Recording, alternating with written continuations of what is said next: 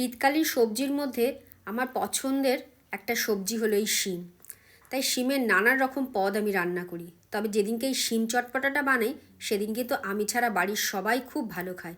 খেতে এতটাই ভালো হয়, আর মশলা বলতে বিশ্বাস করো কিছুই না, কিন্তু খেতে অপূর্ব হয়। গরম গরম ভাতে এই শিম চটপটাটা থাকলে আর কিছুই লাগবে না, এই এক পদেই কিন্তু তোমার ভাত খাওয়া হয়ে যাবে। তাহলে চলো আজকে কিভাবে রান্না করব শিম চটপটা দেখে নিই।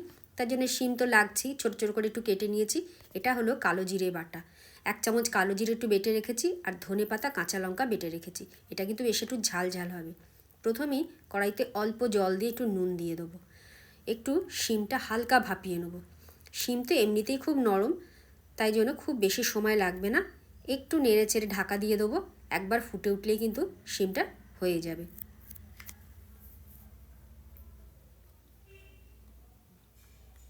দেখো বেশ জলটা ফুটে উঠেছে। শিমটা কিন্তু এরকমই থাকবে, যেন খুব বেশি সেদ্ধ না হয়ে যায়। এইবার একটা ঝুড়িতে ছেঁকে রেখে দেবো। কড়াইতে অবশ্যই সর্ষের তেল দেবে, সর্ষের তেল দিয়ে দিলাম, আর ফোড়নে দিয়ে দেবো শুকনো লঙ্কা, আর দিয়ে দেবো বেশ খানিকটা রসুন থেতো করে। এই থেতো করা রসুনটায় কিন্তু দারুণ ফ্লেভার আসবে। রসুনটা থেকে সুন্দর গন্ধ বেরোলেই সেদ্ধ করা শিমটা দিয়ে দেবো। দেখবে রসুন যেন পুড়ে না যায়, তাহলে কিন্তু খেতে একদম ভালো হবে না। এইবার নেড়ে চেড়ে, শিম তো এমনিতেই নরম হয়ে রয়েছে, একটুখানি অল্প ভাজা ভাজা করে নেবো। দিয়ে দেবো আর একটু নুন, আর দিয়ে দেবো সামান্য হলুদ, দিয়ে নাড়াচাড়া করে একটু ভেজে নেবো শিমটা।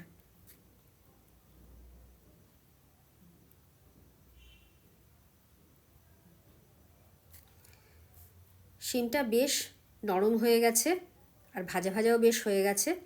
এইবার যে কালো জিরেটা বেটে রেখেছিলাম সেটাও দিয়ে দেবো, আর ধনে পাতা বাটাটাও দিয়ে দেবো।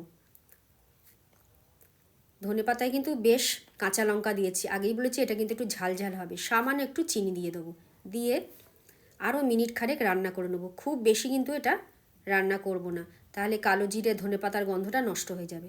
একটু নেড়ে ছেড়ে মিনিট খানেক রান্না করে নিলেই রেডি হয়ে যাবে দারুণ স্বাদের শিম চটপটা। তবে আর একটা জিনিস কিন্তু দিতে হবে, এটা দিলে আরও চটপটা স্বাদটা হবে। সেটা কি বলো তো? এই অর্ধেকটা পাতিলেবু, পাতিলেবুটা একটুখানি চিপে দিয়ে নেড়ে চেড়েই গ্যাসটা বন্ধ করে দিতে হবে। ব্যাস রেডি হয়ে গেল দারুণ স্বাদের চটপটা শিম। দেখলে তো কি সাধারণ একটা রান্না, তবে একবার অবশ্যই রান্না করে খেয়ে দেখো, খেতে কতটা অসাধারণ হয়। কথা দিচ্ছি একটা পদেই কিন্তু অনেকটা ভাত খেয়ে নিতে পারবে। তাহলে অবশ্যই এই পদটা একবার ট্রাই করো, আর কমেন্ট করে জানিও তোমাদের কেমন লাগলো। আজ এই অবধি, ফিরবো আবার নতুন ভিডিওর সাথে। সবাই সুস্থ থেকো, ভালো থেকো।